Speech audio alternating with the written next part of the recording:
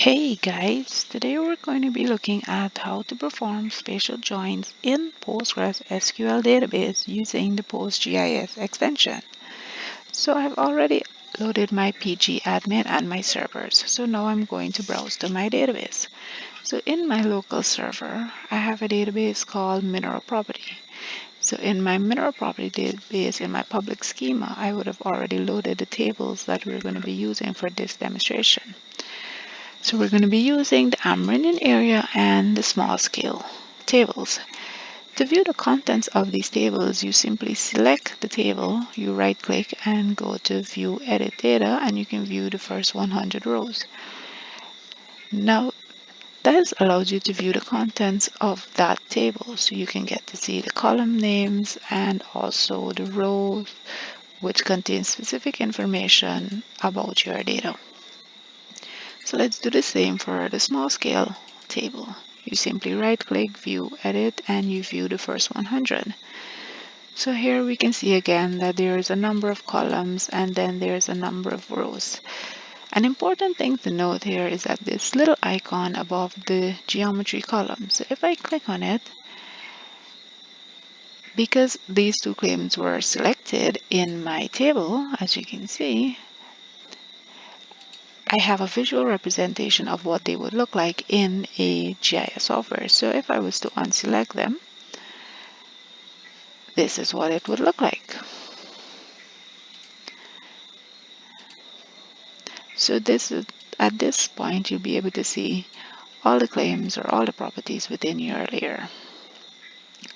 Now that we understand and we're aware of the contents in our tables, we can start writing our spatial query. So we're going to go back to our default window and go to the icon at the top that says Query Tool.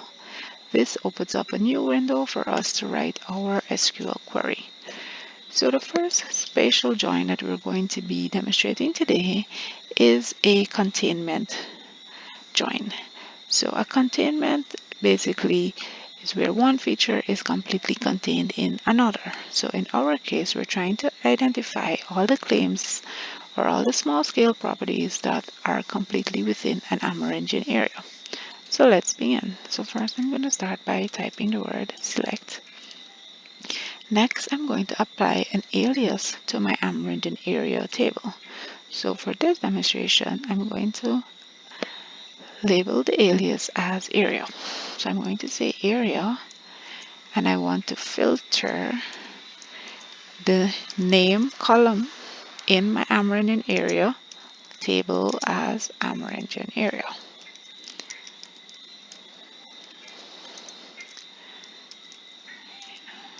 Next, I'm going to add all the columns that I want to be populated in my filter data.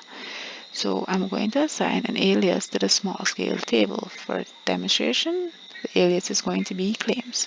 So let's go right ahead. So I'm going to type claim. And now I'm going to retain the claim number as claim number. I'm going to also retain the claim name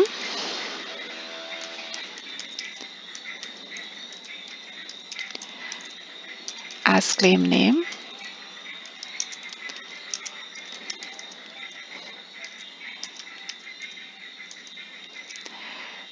The claim holder.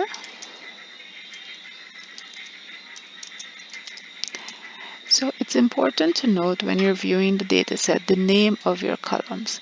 So in the case of my small scale table, the column claim owner, the word owner is not spelled out completely. This is important because incorrect spelling can cause errors when you try to run your SQL script. So I'm retaining my claim owner. However, it's going to be renamed correctly in my filter database. So I'm going to spell out the word completely. And next, I'm also going to retain the claim status.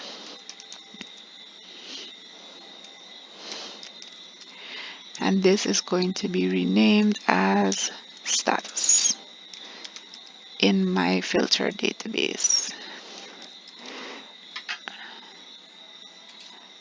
So now that I've added all the columns that I want to be added to my filtered information, my filtered spatial join, I'm now going to add my from table. So I'm going to say from my Amerindian area layer. So you can simply just go back and copy the path. This method avoids incorrect spelling. And I'm going to indicate my alias, which is area. Next, I'm going to enter my join layer, which is the small scale table. Again, you can just go back and copy the path to prevent incorrect spelling. And now I'm going to enter the alias. Next, I'm going to enter the function. So we're doing a containment function. So I'm going to say on. Then I'm going to say the spatial type is contains. And now I'm going to say the area, which is the alias for the Amerindian area table. And I'm looking at the geom column, which is the column that holds the geometry. It is important to note that when you're doing a spatial join, that both layers need to be in the same coordinate reference system, or else you will get errors. So now I'm going to add my claim and the geom table. So because I want to filter a specific Amerindian area, I'm going to add a where function, where I'm going to say area name. So in the Amerindian area table, I'm looking for a particular Amerindian area whose name is Isinru. And once you're finished, you close the query and then you run it. You execute the script. And it was successfully executed in 381 milliseconds and it returned 42 rows. So let us examine our output. So we can see we have a number of columns. We have an Amerindian area, a claim number, a claim name, a claim owner, and a status. So we can see in the Amerindian area the word Iseneru, and then we can see the claim number, claim name, claim owner, and status of all the claims that are completely within the Amerindian area Iseneru. So let's say you wanted to do multiple Amerindian area, not just one. Well, all you would do is change the equal sign to the in function, and you would open your brackets. And now you would add another name in uplifted commas. So let's say I want to look at Chihuahua. So after you add it, you close your bracket and then you execute your script. I would have spelled Chihuahua incorrectly, so you need to ensure that you spell the words that you're looking for or the areas that you're looking for, they're spelled correctly. So let me try it again.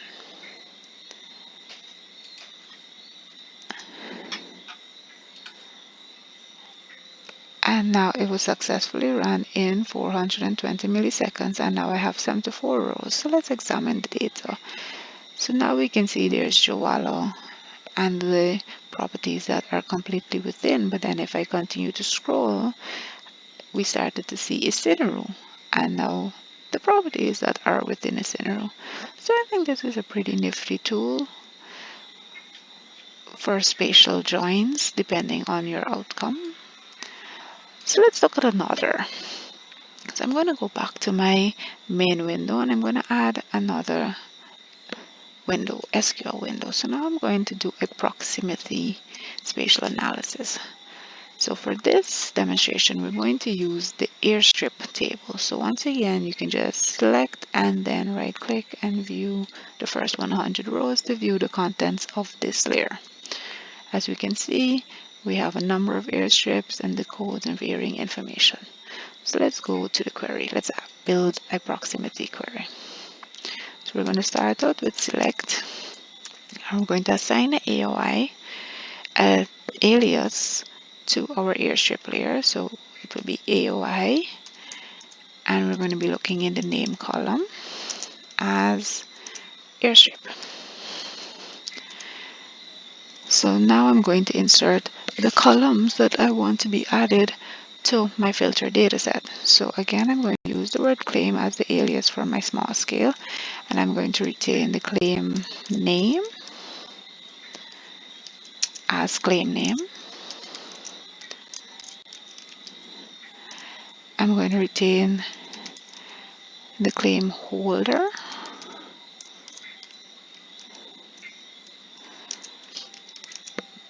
but in my filter dataset, the word holder will be spelled correctly. I'm going to also retain the claim status.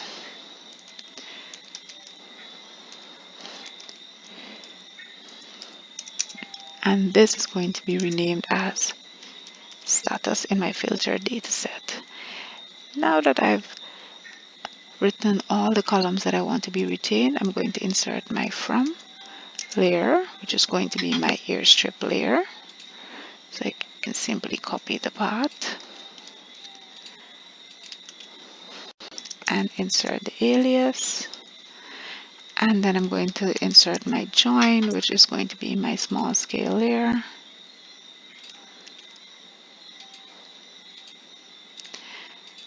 And I'm going to state my alias. Now for proximity spatial joins, we're going to use on, and the spatial type is going to be D within, and it's going to be our AOI geom column and our claim geom column, and we're looking at a distance of 100 meters. So I don't want to filter the entire airstrip column, but a specific airstrip. So I'm going to add a where function where the AOI in the name column is equal to Madia, which is my airstrip of interest. So once I would have completed that, I am now going to close my query and hit execute. And there you go, it's successfully run in 1 second and 88 milliseconds with 19,445 records. But examining the data, we can see that there are inactive properties that are within that 100 meter of the Madia airstrip. So let's say we just wanted the active properties. What we will do is add a line, and we're going to say and claim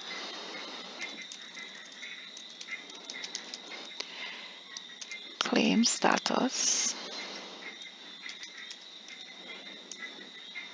must be equal to active.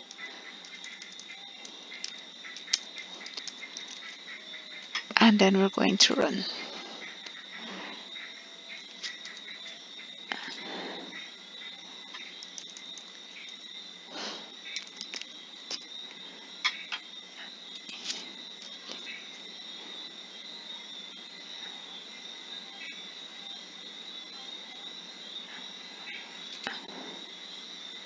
And now we have a newly filtered data that just have all the active claims that are within a 100 meter of Madia airstrip.